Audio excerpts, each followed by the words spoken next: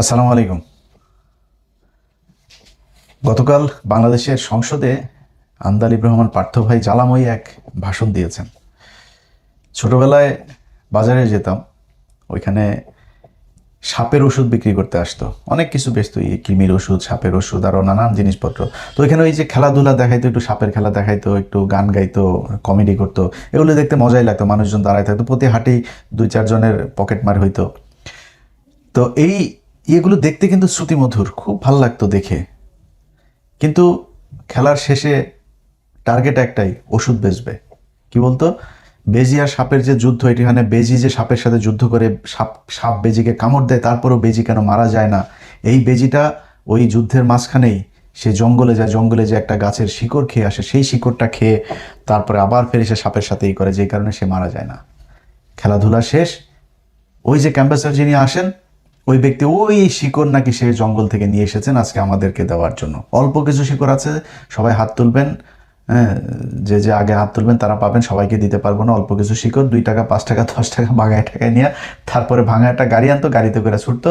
যাওয়ার পরে বুঝতে পারতাম বাড়িতে এসে যে এই সাপের এটা তো ভুয়া কথাবার্তা, মিথ্যা। ওই 2 টাকা 5 টাকা 10 টাকা যা গেল সবই ইয়ে। কিন্তু ওই যে ওই জায়গায় মজা পাইলাম না।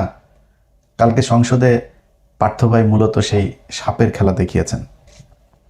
পার্থ ভাই যখন ইংলিশে কথা বলে, তখন আবার বিএনপির লোকজন একটু বেশি হাততালি দেয়। It is unique.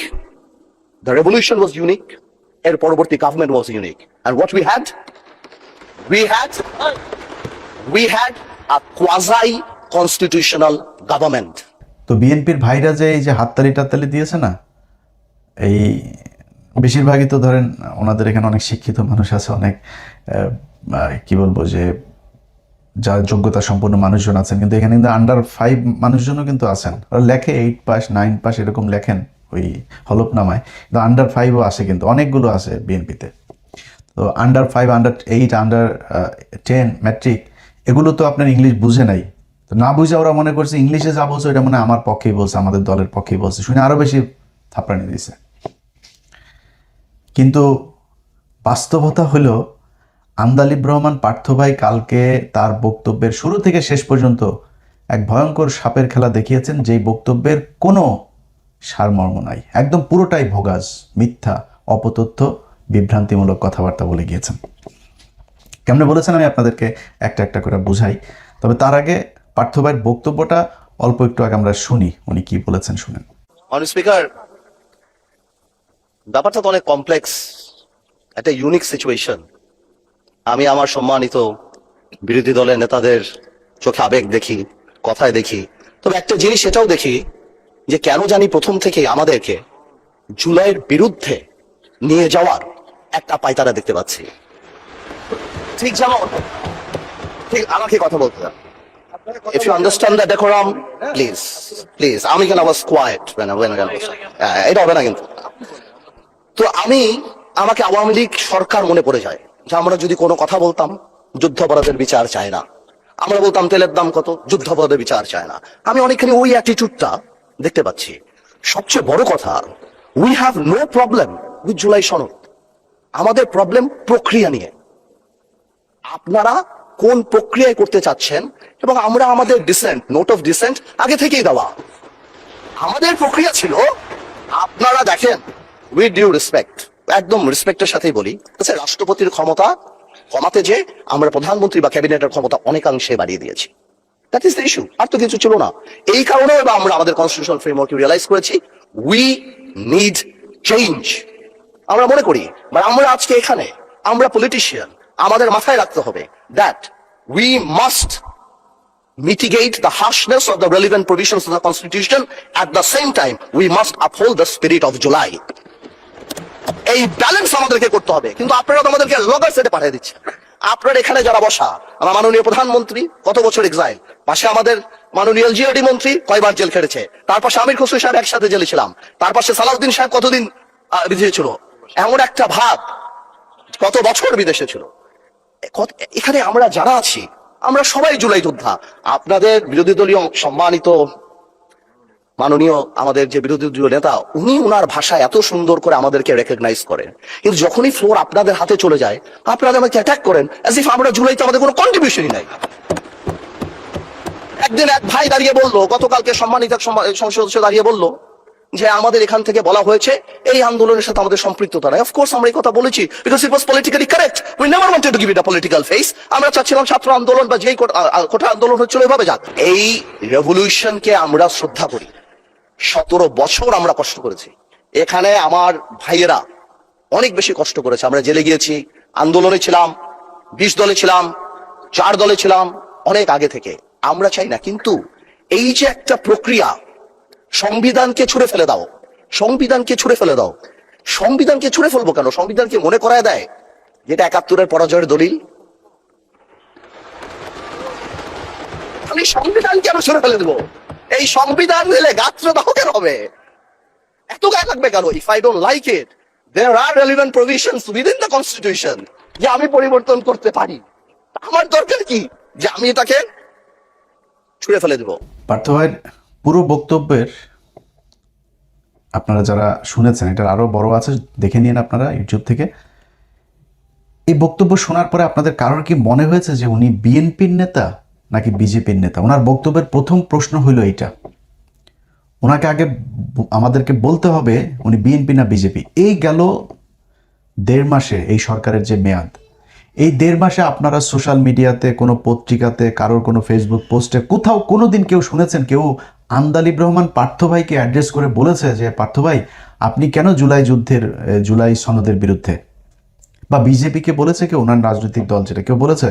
কেউ বলে নাই। ওনাকে কেউ অ্যাড্রেসও করে নাই, ওনাকে অভিযুক্তও করে নাই, কিছুই করে নাই।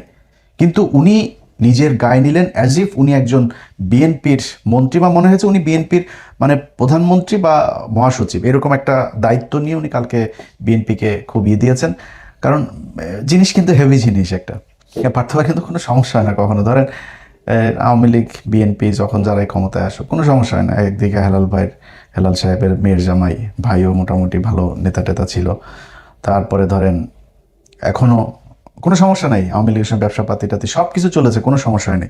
তো এখন বিএনপি আসার পরে তো ফুল ফেসে ওনাকে বিএনপি হইতে হবে, কারণ আওয়ামী লীগের অনেকের দায়িত্ব কিন্তু পার্থ ভাইয়ের হাতে, পার্থ ভাইয়ের মাথায়। পার্থ ভাইয়ের অনেকের ব্যবসা ট্যাবসা অনেক কিছু দেখাশোনা করা লাগে, তো এগুলি করা লাগে। ওনার কালকে যে বক্তব্য দিয়েছেন সেটাতে উনি বুঝিয়ে দিয়েছেন বিজেপি বলে বাংলাদেশে কোনো দল নাই, উনি বিএনপির। তো পার্থ ভাইয়ের আমি বলবো যে পার্থ ভাই আপনি এক কাজ করেন, আপনি আপনার দল অ্যাবলিশ করে দেন, করে আপনি বিএনপিতে করেন, অথবা দলকে এখানে কোয়ালিশন করান, কোলাবোরেট করায় তারপরে বিএনপির সাথে আপনি মানে একটা সমঝোতার ভিত্তিতে একটা রাজনীতি করেন, সরাসরি বিএনপি করেন। আপনার আর বিএনপিরও আপনার মতো লোকের দরকার আছে, কথাবার্তা বলার, বুঝছেন না, ইংলিশ টিংলিশ বাংলা টাংলা মিলায় সুন্দর করে কথা বলার লোক বিএনপিতে নাই। তো বিএনপির এই মুহূর্তে ধরেন আমি ওই যে মোয়াজ্জেম হোসেন আলাল ভাইটাই এরকম কিছু লোকজন আছে, এখানেও সংসদেও কিছু লোকজন আছে, বাট বেশিরভাগই মানে একদম উপরের দিকের নেতাদের কারোর কথাই শ্রুতিমধুর না, শুনতে ভাল লাগে না, কেমন যেন মনে হয় আর কি। তো পার্থ ভাই একজন আছে, ওইটার প্রক্সি দিতে পারবে বিএনপির হয়ে, ওনার উচিত। এবং বাস্তবতা হচ্ছে আন্দালিব রহমান পার্থের কিন্তু কোনো দল নাই। বিজেপি নামে যেই দল আপনারা দেখেন সেই দলের কিন্তু কার্যকরী কোনো কার্যক্রম কিংবা সাংগঠনিক কোনো কিছু নাই। ওনার এই দল বাতিল হয়ে যাওয়া উচিত। কারণ হলো ওনার দলের মহাসচিব যিনি আছেন তিনি আমাকে আজ থেকে 2 থেকে আড়াই মাস আগে একটা বক্তব্য দিয়েছিলেন, একটা অডিও এবং ভিডিও। প্রথমে অডিও নিয়েছিলাম, এরপর আবার ভিডিও উনি দিয়েছেন, সব মিলে 1 ঘন্টা খানেকের একটা রেকর্ড আছে। তো পার্থ ভাই যেহেতু আবার ওনারা কিন্তু আমি পুরাপুরি মানে যেই অ্যাঙ্গেলে আওয়ামী লীগকে বলতাম ওইভাবে কিন্তু পার্থ ভাই বিএনপির লোকজনের বলতে পারি না, কারণ ওনাদেরও তো একসময় পছন্দ করি, এখনও পছন্দ করি, একদম করি না তা না। পার্থ ভাইয়ের প্রতি একটু রাগ আছে, উনি প্রথম আলোয় গিয়েছিলেন, বাট অত বেশি রাগ নাই, আবার এরপরে ওনার সাথে কথাবার্তা হয়েছিল। তো উনি মহাসচিব ওনার যে অভিযোগ করেছে সেই অভিযোগ ভয়ঙ্কর অভিযোগ। ওনার দলের মহাসচিব ওনার বাবার সাথে রাজনীতি করেছেন, রাজনীতি করার পরে উনি কিন্তু এই দলের চেয়ারম্যান হইতে পারতেন, কিন্তু ওনার বাবার সন্তান যেহেতু অল্প বয়স, তারপরেও আন্দালিব রহমান পার্থকে উনি চেয়ারম্যান করে দিয়েছেন সম্মান দেখিয়ে।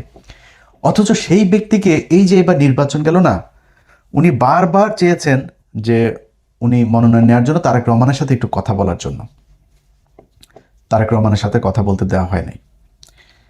ওনার আশপাশে যারা আছেন মহাসচিবকে জিজ্ঞেস করে কাউকে নেয়ও না, কাউকে বাদও দেয় না, সব নাকি আওয়ামী লীগ, ছাত্রলীগ, যুবলীগের লোকজন নিয়ে পার্থ ভাই এখন তার দল বানিয়েছে। আচ্ছা, তারপরে হলো গিয়া উনি আটক হয়েছিলেন না জুলাই আন্দোলনের শেষ দিকে, 5ই আগস্টের ঠিক আগ মুহূর্তে। এই আটক হওয়াটা আটক ছিল না, এটা স্বেচ্ছায় শেখ মুজিবের মতো পাঞ্জাবি লুঙ্গি ইস্ত্রি করে তারপরে পাকিস্তানিদের হাতে ধরা দেওয়ার মতো।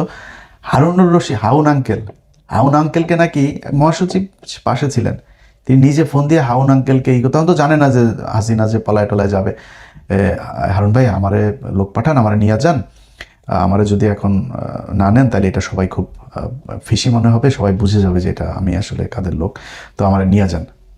এতক্ষণ যা বললাম না ওনার দলের ব্যাপারে, এই কথাগুলো আমার না, ওনার লম্বা বক্তব্য, আমি ওইখান থেকে আপনার 2-1 মিনিটের একটু বক্তব্য শোনাই। ওনার মহাসচিব যে কথাগুলো বলেছে ওই মহাসচিবের বক্তব্যে এই কথাগুলো আছে, আমি নিজের থেকে কিছু বানায় বলি নাই। আপনার সাথে এই দলটা তৈরি করছি, এসআর সাহেবের সাথে আমরা বের হয়ে গেলাম শুধুমাত্র একটা মাত্র কারণ যে এসআর সাহেব আমাদের সঙ্গে থাকবে, এই জন্য উনি তো ওদিকে চলে যাবে, আমরা জানতাম যে উনি চলে যাবে। হ্যাঁ, তো নাজিবুর রহমান বলছে যে উনি এই জন্য এরকম করতেছে, এবং যেদিন দিকে এটা আমরা দলটা তার সাথে ভাগাভাগি হয় ওই দিন পার্টির বিষয়ে অনেক ঝামেলা হয়েছে। ওইদিন নারায়ণগঞ্জের ওই যে নাসিম ওসমান, সাবিম ওসমানের বড় ভাই বলছিল ওর সাথে আমার ধাক্কাধাক্কি হয়েছে। তো পরবর্তীতে মঞ্জু ভাই মারা যাওয়ার পরে, মানে নাজির রহমান মঞ্জু ভাই মারা যাওয়ার পরে আমরা পাটুরে বানাইলাম দলের। তার মাও বেঁচে যাইছে, তার মায়ের রাজি হয়ে যায় যে তার মা যেহেতু সরাসরি শেখ হাসিনার আপন মামাতো ফুয়াতো বোন, কারণ উনি প্রায়ই ওনাদের কিচ্ছা বলে, ওনাদের কাহিনী বলে, বোনের কাহিনী, তাছাড়া তার নানার ছবি, শেখ সাহেবের ছবি, তার ভাই শেখ মুজির ছবি সামনে নিয়ে কান্নাকাটি করে। এই সমস্ত কারণে ওনাকে আমরা সাপোর্ট না করে পার্থ করে বানাইছি। পার্থ ঠিকই ছিল, সমস্যাটা হচ্ছে সে একটু আওয়ামী শোষণটা করে খুব কায়দা করে, কিন্তু বক্তব্য দেয়, খুব সুন্দর যেটা বক্তব্য দেয় আওয়ামী লীগের বিরুদ্ধে, এইটার উপরেই সবাই খুশি হয়ে যায়, কিন্তু সে বিতর্কত ভাবে সে ক্ষতি করে। এটা আমি দলের সেক্রেটারি হিসাবে আমি যেভাবে বুঝি বা আমার দলের লোকজন যেভাবে বুঝে, এটা তো আর সবাই বুঝবো না, বা আমরা যেটা দেখি নিজের চোখে। আর আমি বলছি একদিন, এইবারও তাই বলছি, তো আমাদের বলতেছে, আমার চাচা বলে যেহেতু আমার বাবার সাথে রাজনীতি করছি, চাচা তোমরা যাই বলো, আমি কি এখন আত্মীয়তার অস্বীকার করে পারবো না, আমি আওয়ামী লীগের গালিগালাজ করি, আমার রাজনৈতিক না করলে তারা আমার কোনো থাকবে না, অবস্থান থাকবে, কিন্তু তারা যদি বিপদে পড়ে আমি যদি তাদের সাথে তখন সম্পর্ক নষ্ট করে দিই, এটা তো ধর্মেই তো নিষেধ আছে যে আত্মীয়তার সাথে সম্পর্ক ছিন্ন করা যাবে না, আমার দোষ নেই। হ্যাঁ, আর দলের কমিটির ব্যাপারে সে ইদানিং যেহেতু সে আওয়ামী লীগের লোক আর গোলাম লোক, এর বাইরে আর কাউরে তেমন ই করতে চায় না, যার জন্য উনি এককভাবে সই করে। এই হয়েছে আন্দালিব রহমান পার্থ ভাইয়ের রাজনৈতিক অবস্থা আর কি। তো ওনার দল বলে এখন আর কিছু নাই, এই দল দিয়ে যে জীবনে কোনোদিন ক্ষমতায় আসতে পারবে সেটাও না, আবার কারোর সাথে কোয়ালিশন না করলে যে কোথাও এমপি হইতে পারবে ওইটাও আমার মনে হয় না যে কখনো সম্ভব। এই কারণে উনি বিএনপিকে পুরো ওন করে তারপরে বিএনপির হয়ে উনি জামাতের বিরুদ্ধে সর্বোচ্চ ম্যাক্সিমাম অ্যাটাক করেছেন। ম্যাক্সিমাম অ্যাটাকের মানে শেষ মাত্রাটা কোনটা? জামাত ইসলাম নাকি কবে বলেছেন যে সংবিধান ছুঁড়ে ফেলে দেওয়ার কথা, আমি শুনি না জামাত ইসলামের কে এই কথা বলেছেন, ইভেন ওনারা মনে হয় এটা বলেও নাই। যেটা চায় এই সংবিধান আমরা চাই না, এই সংবিধান সংশোধন হোক, রিপ্লেসমেন্ট হোক, আর যেটাই হোক এটা জামাত ইসলাম চায়, আমরাও চাই, দেশের মানুষ সবাই চায়, ইভেন বিএনপির মানুষও চায়। এখন উনি বলেন যে যারা এটা ছুঁড়ে ফেলতে চায় তাদের কি মনে হয় ৭১-এর সেই হেরে যাওয়ার সেই দলিল এই কারণে ছুঁড়ে ফেলতে চান? এই যে বক্তব্যটা উনি দিয়েছেন এটা সবচেয়ে একদম এক্সট্রিম লেভেলের একটা অ্যাটাক করেছেন জামাত ইসলামকে, কিন্তু এই অ্যাটাকটা তো উনি জামাত ইসলামকে করেন নাই।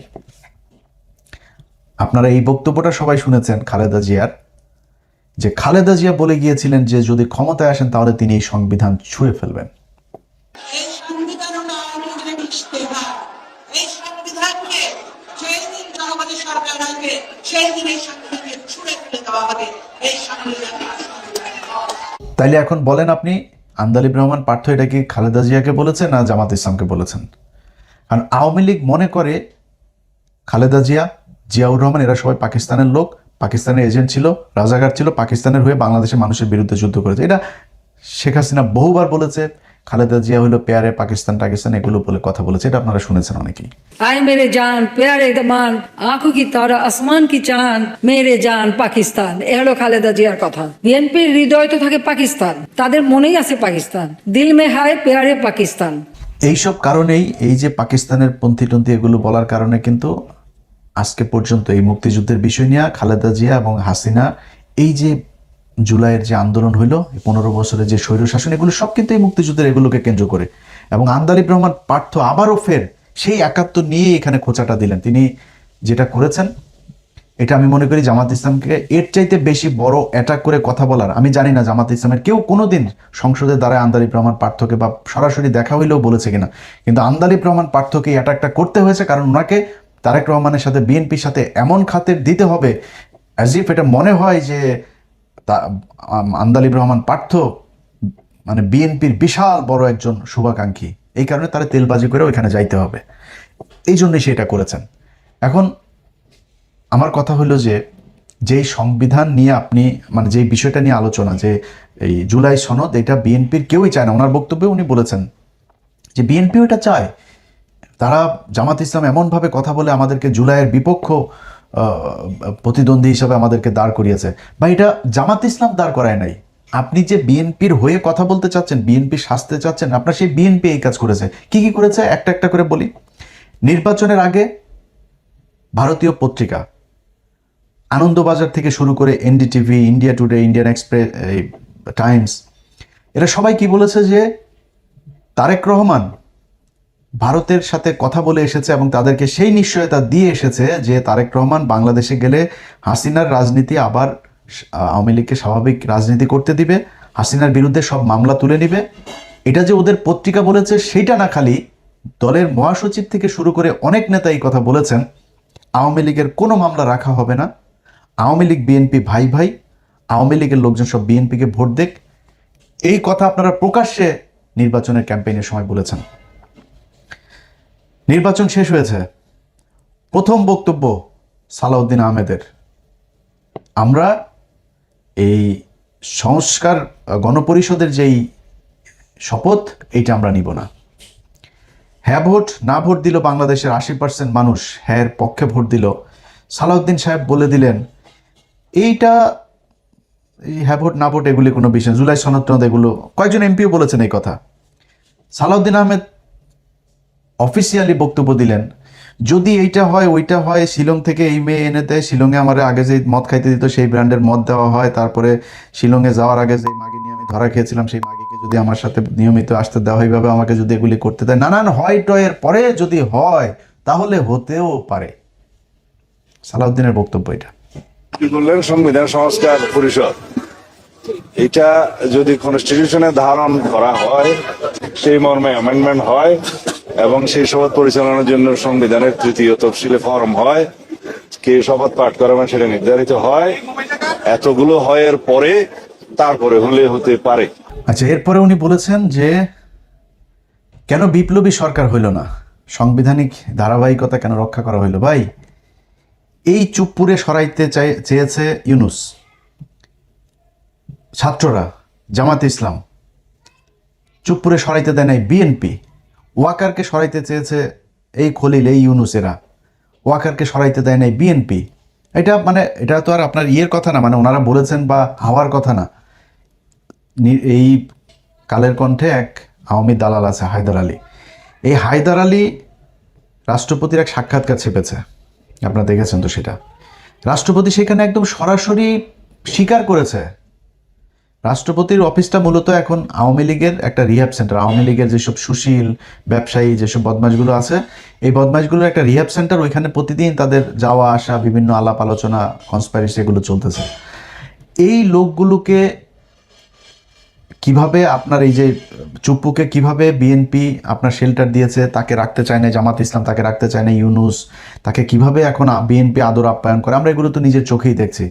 এই যে ওয়াকার, তাকে রাখতে চায় না এই ছাত্ররা, বিএনপি তাকে রাখতে চেয়েছে। তারপরে বিপ্লবী সরকার করতে চেয়েছে, বিএনপি কহিতে জাতীয় সরকারে যায় নাই, বিপ্লবী তো না জাতীয় সরকার, বিএনপি জাতীয় সরকারে রাজি হয় নাই। তো এগুলো তো ওপেন সিক্রেট, আপনি জানেন না বিএনপিকে কেন সন্দেহের চোখে দেখা হয়। বিএনপির অনেকগুলো এরকম কারণে মানুষ এখন সন্দেহের চোখে দেখে যে বিএনপির কথা আর আওয়ামী লীগের কথা তো একই রকম।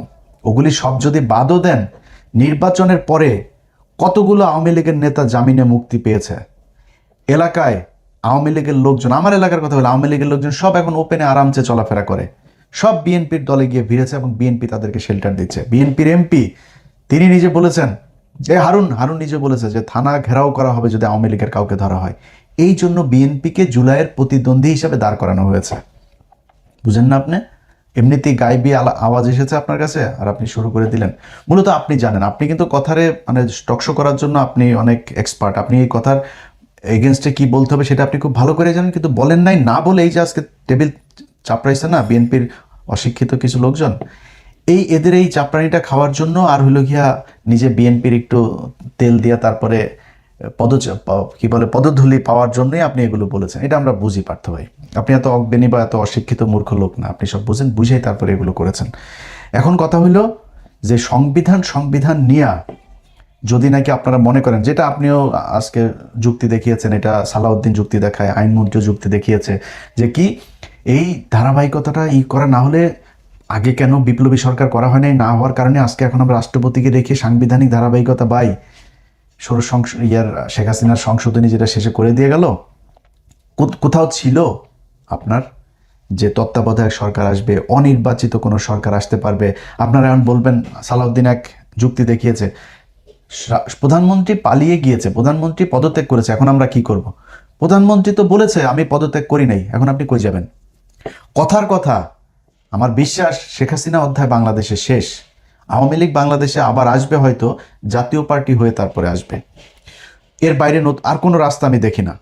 আওয়ামী লীগের যা যা করার এগুলি বিএনপি করে যাচ্ছে, প্রক্সি দল হিসেবে ভালোই করছে ওনারা, ভারতকেও মনে হয় সুযোগ সুবিধা ভালোই দিবে। তো এটা আমাদের আর দরকার, ভারতেরও হয়তো আর দরকার হবে না আওয়ামী লীগের, যে কারণে আওয়ামী লীগ অধ্যায় শেষ। বাট আওয়ামী লীগ যদি মানে হাইপোথেটিক্যালি যদি আওয়ামী লীগ কোনোদিন কামব্যাক করে, আপনি কি মনে করেন আপনারা যেইভাবে সংবিধান একটু নাড়াচাড়া করতে চান না, রাষ্ট্রপতিকে রেখে, এগুলো মানবে আওয়ামী লীগ? সব কয়টার ফাঁসি হবে, সব কয়টার বিচার হবে, একটাও বাঁচতে পারবেন না। সে তো সংবিধান করেন কেন? মানুষের জন্যই সংবিধান। আজকে হ্যাঁ ভোট না ভোটকে আপনি যেভাবে তুচ্ছ তাচ্ছিল্য করছেন, যদি এটা আসলে মেনেন তাহলে তো জিয়াউর রহমান অবৈধ শাসক, স্বৈর শাসক। কারণ জিয়াউর রহমান হ্যাঁ ভোট না ভোটের মাধ্যমে ক্ষমতায় এসে তো স্বৈর শাসক না, ও তো অবৈধ। এবং শেখ হাসিনা তো এই সংবিধানের মধ্যেই সেটাকে অবৈধ করে দিয়ে গিয়েছে। আপনার সরকার তো অবৈধ, এই জিয়াউর রহমানের সরকারটা। তো আপনি এখন এসে সে জিয়াউর রহমানের মতো করেই একটা গোজামিল দিয়া তারপরে আপনি সরকার গঠন করে মনে করছেন যে আমরা সাংবিধানিক ধারাবাহিকতায় সরকার হয়ে গিয়েছে, এটা মনে করার কোনো কারণ নেই ভাই। জিয়াউর রহমান, আমি ওনারে পছন্দ করি, অনেক ভালো গুণ ছিল ওনার, কিন্তু ওনার জীবনে এই যে মেজর ডালিম সহ কর্নেল হুদা, তারপরে কর্নেল রশিদ, তারপরে আরও যাদেরকে লেফটেন্যান্ট কর্নেল রাশেদ, ওনাদেরকে যে দেশ থেকে বের করেছে না, বের করে যে চোর বাটপাড়ে নিয়ে তারপরে পাশে রেখেছিল, ধান্দাবাজ, তারপরে তেলবাজ, সেগুলি কিন্তু তাকে, এই মঞ্জু টঞ্জু এরাই কিন্তু তাকে মেরেছে, এই এরশাদরাই তাকে মেরেছে। অথচ তিনি ডালিমদেরকে বের করে দিলেন। যে কর্নেল তাহের সে জিয়াউর রহমানকে চিঠি পাঠায়, তারপরে কর্নেল তাহের তাকে বার করলেন সিপাহী জনতার বিপ্লব দিয়া, সেই কর্নেল তাহেরকে জিয়াউর রহমান ফাঁসি দিয়েছে। অতএব নিজের বাবার সেই ভুলের পুনরাবৃত্তি না করে, আমরা জিয়া পরিবারকে প্রচণ্ড ভালোবাসি, বিএনপিকে নিয়ে অনেক সমালোচনা করি, তারপরেও সেই সমালোচনা কোনোদিনও সে আওয়ামী লীগের মতো হবে না। আপনাদেরকে বন্ধু ভাই মনে করে আপনাদের কাছে আবদার দাবি থাকবে যে এই সংবিধানের দোহাই না দিয়া জুলাই সনদটা বাস্তবায়ন করেন। এইখানেও যদি কোনো কিছু কাটছাট করা লাগে, সেটা জামাতের সাথে, এনসিপির সাথে, মানুষের সাথে প্রয়োজনে আবার হ্যাঁ ভোট না ভোট করেন। আপনারা বলেছেন না নির্বাচনের পরে গণভোট, আবার করেন। আপনারা মানুষকে বুঝান এই ঘটনা। আপনারা এখন করেছেন যে 4টা প্রভিশন দেওয়া হয়েছে, সেখানে যদি আরও প্রভিশন আপনি যুক্ত করতে চান করেন, করে গণভোট নেন। মানুষ সেখানে আপনি অপশন রাখেন, হ্যাঁ ভোট না ভোট, মধ্যবর্তী কোনো সিদ্ধান্ত যদি থাকে, সবগুলো দিয়ে পয়েন্ট দিয়ে শুধু হ্যাঁ ভোট না ভোট একদিনে করায় তারপরে হইলেও এই সংবিধানটা ছুঁড়ে ফেলেন। এই সংবিধান শেখ মুজিবের ইন্ডিয়া থেকে নিয়ে আসা সংবিধান, এটা আমি বলি নাই ভাই, এটা ওই সময়ের যে মানবেন্দ্র লাল, তারপরে এই সুরঞ্জিত সেনগুপ্ত, এই যে আমিনুল ইসলাম এখনো জীবিত আছে, আমিনুল ইসলামরা যা জিজ্ঞেস করেন, ওর বই বাজেয়াপ্ত করেছে হাসিনা, সেই বই বিক্রি করতে দেয়নি, ওরে নানানভাবে টর্চার করেছে। আমিনুল ইসলামকে মুখ খুলতে দেয়নি। এই যে ব্যারিস্টার আমিনুল ইসলাম, সে শেখ মুজিবের মুখের সামনে বলেছিল যে এই সংবিধান একদিন মানুষ ছুঁড়ে ফেলবে। ওরে বলছিল শেখ মুজিব, তুই কে 2 দিনের বাচ্চা তুই আমার মুখের উপরে এসে কথা বলিস, বের করে দিয়েছে ইয়ে থেকে। 1 জন 2 জন না, এই যে আমরা আজকে যে এই মুক্তিযুদ্ধের সর্বাধিনায়ক বলি না জেনারেল উসমানী, এই যে শেখ মুজিব ওনারে বহিষ্কার করে দিয়েছে, তারপরে মানবেন্দ্র তারে বের করে দিয়েছে, তারপরে হইল গিয়ে আপনার 34 জন। সেটা তো গণপরিষদ ছিল তো নির্বাচনের পরে, যেটা মানে 73-এর নির্বাচনের আগ থেকে 72-এর থেকে মানে 16 ডিসেম্বর থেকে 73-এর নির্বাচনের দিন পর্যন্ত এই সময়টাতে ছিল গণপরিষদ, তখন তো সংসদ ছিল না। তো এই গণপরিষদ মাত্র 34 জনকে রেখে শেখ মুজিব সবগুলোরে বাদ দিয়ে দিয়েছিল, এবং এই 34 জনকেই তার খুব তেল মারা কিছু লোকজনে নিয়ে সে একটা সংবিধান করলো। এই সংবিধান নিয়ে এই আপনাদের অনেক ইতিহাসবিদ লিখেছেন যে এইটা হইল গিয়া ভাসানী বলেছেন, এই মানবেন্দ্র বলেছেন, তারপরে এই আমিনুল ইসলাম বলেছেন, এরকম আরো অনেকে বলেছেন এইটা। আচ্ছা, আরেকটা লোক আছে, ওই লোকটার নামটা আমি ভুলে, একজন নারী, উনি খুব সুন্দর করে লিখেছিলেন যে এই সংবিধানটা হইল ভারত থেকে আনা একটা সংবিধান। অতএব শেখ মুজিবকে ভারতই দিয়েছিল এই সংবিধানটা।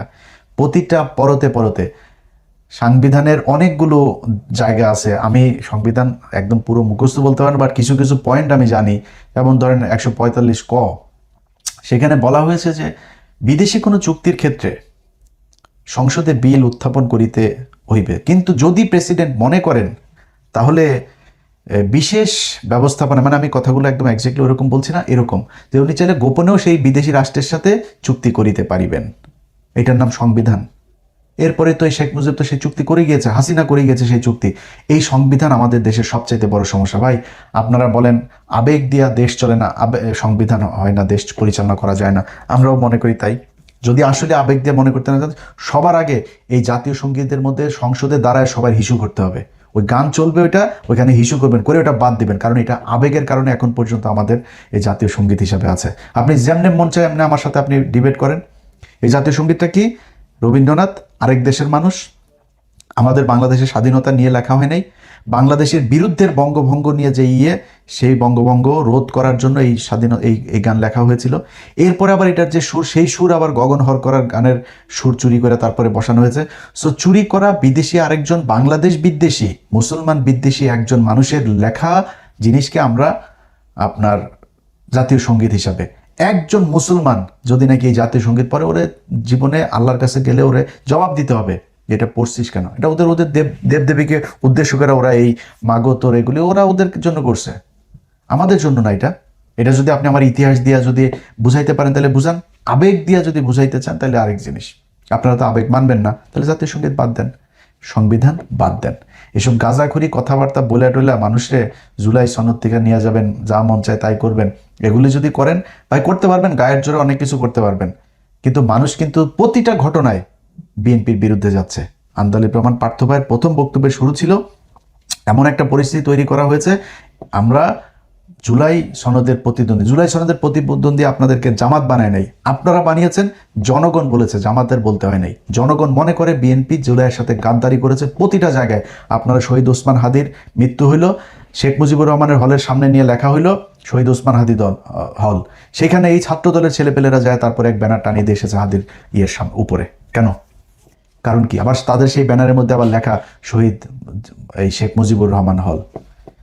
আপনারা জনগণ থেকে বিচ্ছিন্ন হয়ে যাচ্ছেন। এইটা আওয়ামী লীগের মতো পরিণতি হওয়ার আগে যদি বুঝতে পারেন তাহলে আমার মনে হয় আপনাদের জন্য অনেক ভালো।